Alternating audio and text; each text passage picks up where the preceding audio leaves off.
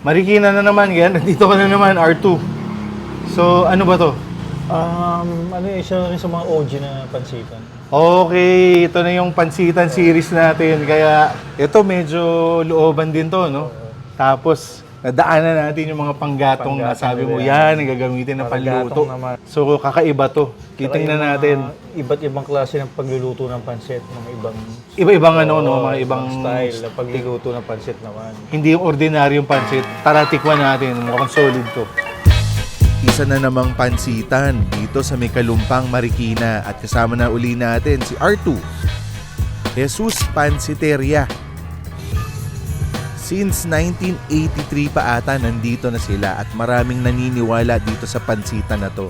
Isa to sa mga local favorite. Meron na naman tong parang 80s vibe, pero uunahan ko na kayo, medyo mahirap pumarada dito. Pumarada ako sa malayong kalye at nilakad na lang namin ni R2. Para sa unang titikman, yung bihon con lechon ang pinakasikat daw dito. R2, tikman na natin to agad. Ano nga in-order natin to? Ayan yung bihon con lechon. Bihon con lechon. Napansin ko, mas marami to Sige nga, tikman natin. Punong-puno. Maraming lechon ako nakikita, pero brown na brown siya. Oo. Nga. Hindi todo daming gulay, no? Ano lang, repol. Simple lang siya. Simple lang to. Pag OG kasi talaga, di naman masyadong marikado. Yun ang magic word, OG. Pansit ni Jesus. Okay, para tikman natin. Kapansin-pansin talaga malaki ang serving dito at gaya nga ng sabi ni R2, napakarami ng bihon at konti lang naman yung gulay. Iba yung may something na iba eh. Sabi, Soy sauce eh. ang description kasi ni R2, mas sariling lasa yung pansit nila yung timpla. So, susunduin ko yung sinasabi mo. Okay. Ano mo yung na-appreciate ko dito at saka yung nakikita kong iba? May sibuyas na puti. So, nung kinain ko siya, ito. May sibuyas na puti siya. Ayan, no? So, nung Sa kinain- Quezon? Hindi ko alam eh. Pero nung kinain ko siya, yung epekto ng bistek, di ba pag nakakain ng sibuyas na puti, nakakatuwa yun. Yun ang pinakaibang na-experience ko sa kanya. Tapos yung lechon niya, hindi malutong. Makababad na siya. Pansit, tama naman yung sinabi mo. Sinabihan niya ako ni Arto na, uy, ano to, basic pa rin to. Basic na pansit bihon. Pero sabi niya, magugulat ka baka medyo marami. Oo nga, marami talaga. Try ko yung may lechon. Yung na-order namin, maraming sahog na baboy ito, napansin ko. Ang ka? Sa akin, parang iba talaga yung toyo yung ginamit. Talaga Tingin ko hindi yung typical na... Very distinct na Jesus Pansiteria. Sinubukan ko ngayon toyo sa hiwalay na subo. Ang sa tingin ko meron tatak silang ginagamit, kaya ata yun na natitikman ni R2. At baka yun na nga yung naging signature taste ng pansit nila. Hula ko lang yun Ako na-enjoy ko siya yung magkakasama na lahat. Yung nababad na taba kasi nung lechon, nagiging parang gum. Kaya malasang baboy na. At ito nga, parati may sibuyas na puti. Get. Ang daming pansitan talaga, no? Pansitan number 2 natin to, di ba? Marami naman sila no? Oh, pero pag hindi naman pare-pare yung pagluto eh. Oo naman, klase ng pansit. iba naman. Ang pinaka-distinct, hindi gatong. Oo. Gatong. Doon hindi ko nakitang Gatong lumalabas pa rin, yung usok. Pero Pero napaka-traditional. nakaka-apekto pa rin siguro yun sa... Siguro. Process. Nakakatuwa lang tingnan na may nagagatong pa rin. Tapos yung, di ba, traditional mga bahay dito sa paligid, traditional. Pansit, straight up. So, okay, ito yung patingin sa atin ni Jesus. Salamat, Jesus. Dito nga pala, gumagamit pa rin sila ng paggatong sa proseso ng pagluluto nila. Bibihira na yung mga restaurant na gano'n ang proseso. R2, gusto ko na siyang tikman ng pare. May kalamansi. Oo, yung second tikim. yung kalamansi. Hindi, alam mo naman, basic naman yung naglalagay ng kalamansi. Gusto ko lang yung wala. Pero, gusto ko ng tikman to. Kumain ko na. Iba rin yung sauce Para lang for Hindi typical na sweet and sour. Pare, tinan mo, for reference. mas mataba to. Di ba? Hindi ko lang alam yung yung presyo comparison sa ibang mga pansitan. Pero punong-puno siya nung hinati natin kanina Sige, wala mo na sausaw. Oo, yun ang ginagawa ko una Ito, wala itong kinchay. No? Wala. Meaty.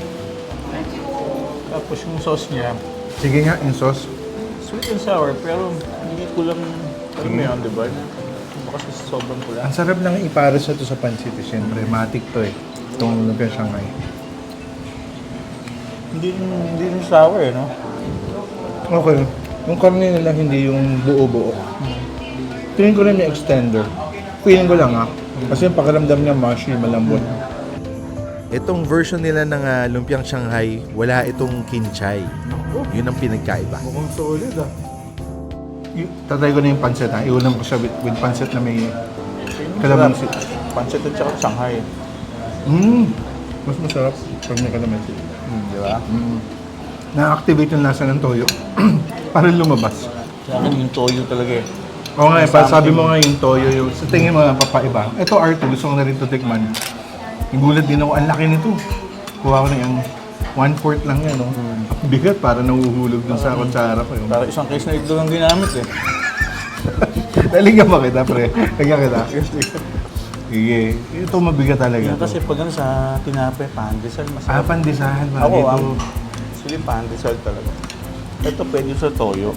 Ang tawag natin dito, sabi mo pwedeng fuyong sa iba, Yung diba? di ba sa iba? Oo, kasi ganun din yung menu nung chinek natin. Tama ka, parang halos lahat ng pansitan, parang Chinese. Din yung mga natikman nga natin. Maturok to Gusto ko to. Marami pang yan, sa iba meron, Masibuya siya, kaya ako ata nagustuhan. Mas malapot yung, bibigyan kita ng meron sauce. pa may langguni, merong dyan, tortang hipon, tortang langguni sa Macau. Pero pansin ko dito sa Marikina, nakakadalawa na tayo. Ang ino-order mo, tortang karne. Yun yung kinalakihan mo. Yung standard Pero meron tortang Macau, tortang hipon. At saka, pangalawang beses mo na sinabi na bagay ito sa pandesal. Dapat Ako, pala next time, sa pangatlo natin, magbaon na tayong pandesal. So maghahanap pa Kasi tayo ng hindi. pandesal naman. Hindi, sa Marikina marami rin pandesalan Oo, marami. Gaano karami yung pansitan dito, gano'n din karami pandesalan. So bagay din to sa pansit, no? Napakalapot ng sauce nito. Ito talaga parang makina. Pero hindi strong yung kumesoy flavor. Konti lang flavor ng sauce.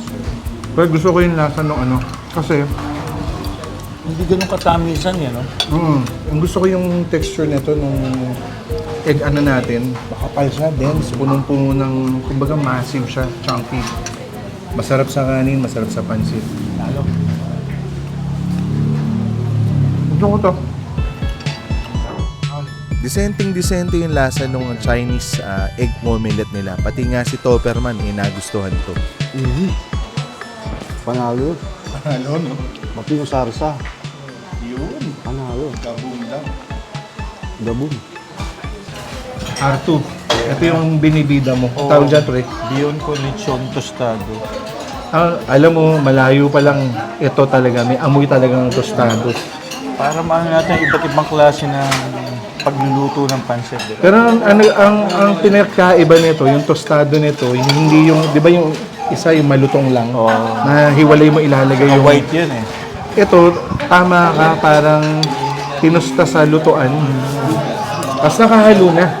Kaya amoy amoy may sunog Tsaka yung pansit talaga nila dito. Ito, isang order ta. Hindi lang to good for 4 sa tingin ko Dami. Tsaka maraming laman, no? Tikman natin, pre. Tostado.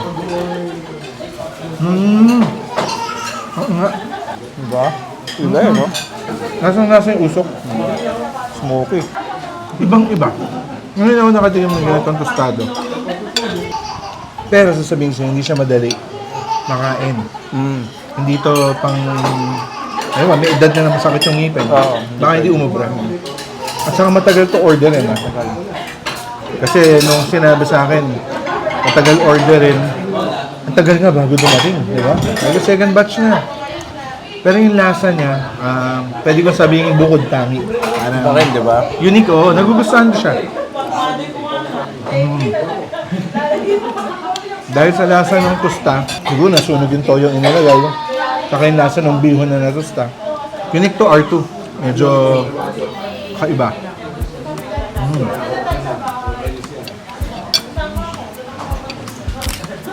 So R2 ito yung lomi. Uy, Iba pare, naman, di ba?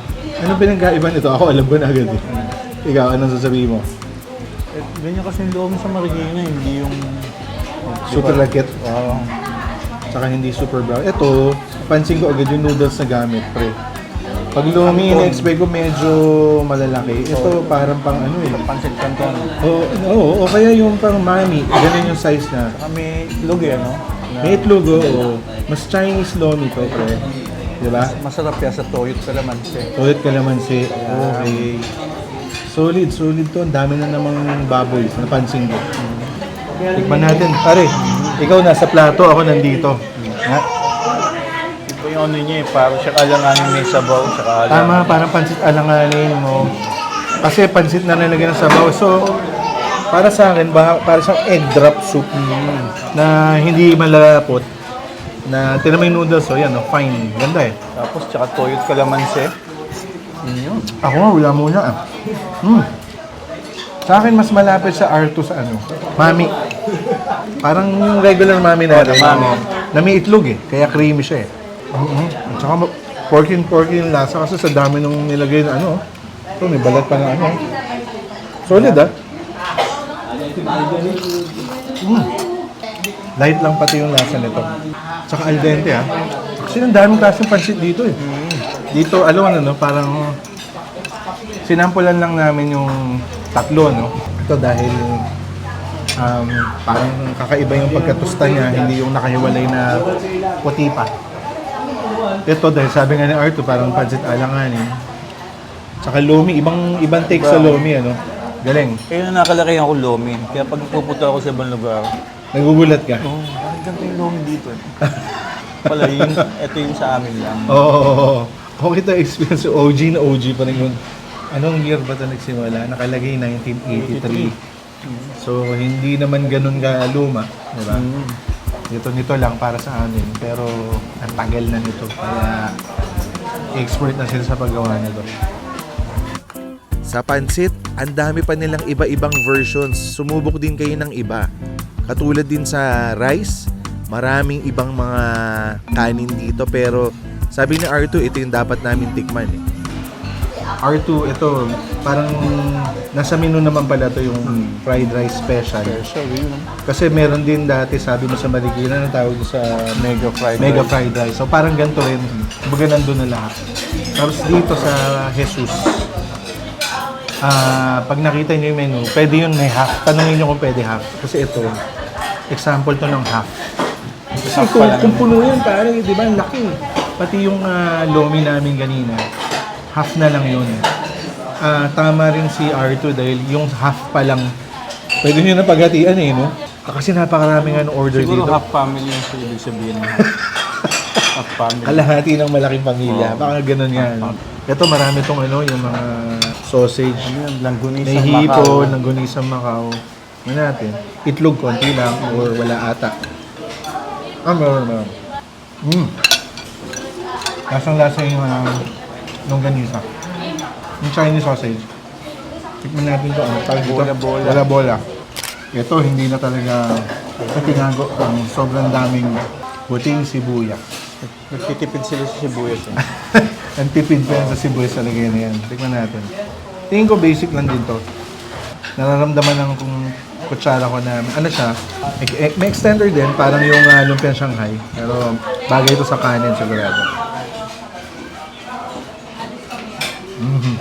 Bagay sa fried rice, ano?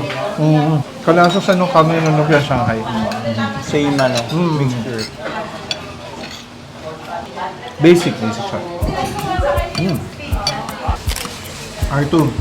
Ito yung huli natin ata, ano? Wala natin parating, ano? Oo, wala. Full ata yan eh. Hindi ko alam kung half to eh. Pero napakarami. Paborito mo ba to? Hindi naman, pero hindi ako pa hinumahan Ano, niya. Pero anong tawag dyan? halo-halo. Dahil may gout ka, Oo. halo-halo. Eh, siguro nandito lahat, ano? Huhulaan ko na lang kung ano kung ano. Pero maraming manok. Ano Pwede ko yung sauce. Pero ito daw spicy. Tama, may mga sili. Yan. Parang okay rin pampulutan. Ano? Oo nga, mukhang pampulutan to. Meron ding ano. Celery. Yung celery. Sa tingin ko may atay ito. Tsaka puso ko. Ano-ano na yung nakikita ko eh. Pero nagulat ako marami. Pampulutan. So ito na. Parang sa tingin ko na order natin lahat na experience natin ng todo-todo. Hindi lang pansitan yung experience eh. Well, yun ang tawag. Pansiteria. Pero Chinese resto eh. Parang ganun. Filipino Chinese resto. Itikman ko to. Ulam. Ang anghang. May anghang siya. So, pang-ulam, Mm-hmm. ano, pang white rice or Mas pang white rice, parang Diba? enjoy kasi Oo. from yung parang meron siyang ano yung black beans. tausi? Tausi, may tausi siya eh. Ano, kulang na nga yan eh. Lagyan ng ano yun, ng palaya. Parang gano'n. Itong kamatis ba ito? Yung kamatis. Actually, parang ulam Pinoy siya. Chinese Pinoy. Na pwede rin pamulutan, sa totoo lang. Anong lasa mo? Ang dami, ang dami. Dami nangyayari, no? Hindi ko na in-order yung ano. Nakita ko lahat ng mesa umorder ng fried chicken. Kasi ang dami na namin, parang basic na yun. Na yun yung lalagay sa mantika. Alam nyo na yun, alam nyo na rin yung crispy pata, meron dito. Sigurado naman yun. Pero, kumbaga, experience ko yung may kwento si R2, saka yung pansit, Pansit, basic. Marikina pansit, ano? Yung lomi, kung saan ako nakatira.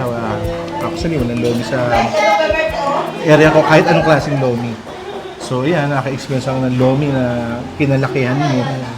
Tapos, ganun pa rin, merong talagang Marikina vibes, Marikina feels. Kasi, mararamdaman yung collectively pag nandito yung mga kumakain. Di ba? Merong, hindi nakakailang eh. Hindi. Parang welcome ka. Parang ka na miesta. Kasi kanina kumanta pa nga kami ng happy birthday.